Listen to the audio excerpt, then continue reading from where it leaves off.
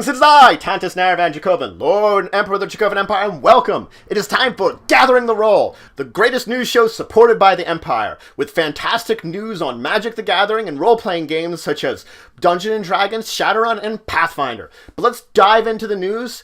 In Magic the Gathering news, we've got a big one, an exciting one.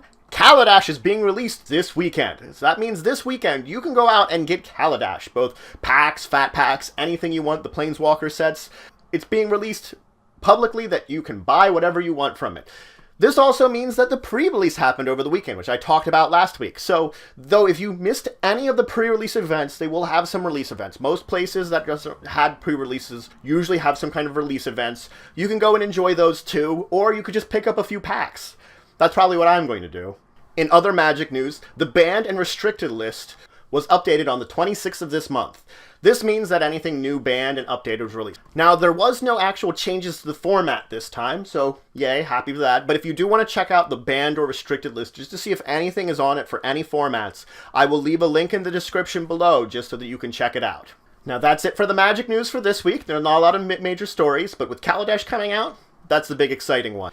Now, unfortunately, there is no major news updates for Dungeons & Dragons either, so let's just skip right into Pathfinder, because Pathfinder has a few things they're going on about. Pathfinder has been giving some updates on a couple of the new products that are coming out, which are things I should be very excited to enjoy.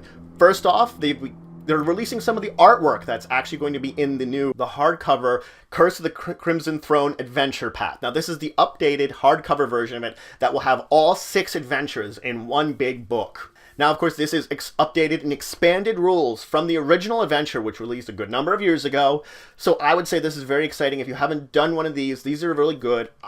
I've been playing through the Rise of Runelords with my group. I would recommend this when it comes out, so keep an eye on this. In the other announcement news, they have announced the Pathfinder campaign setting, The Planes of Power. Now, this is one I would also say we should look forward to. This is releasing information on running games or visiting in one of your games one of the elemental planes: fire, earth, water, or air.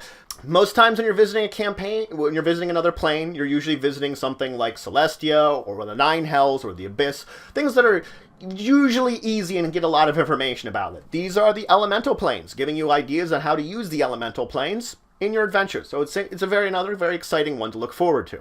Now, in actual release news, the Pathfinder Player's Companion Divine Anthology has been released. Now, this is a good update of information that when your characters are getting boons from divine sources, that would give you maybe a profane or sacred boon. Generally speaking, it's give you some new archetypes, some new traits, new feats, new spells, new magic items, extended information that relates to one of your characters and the connections they have with whatever divine source they worship.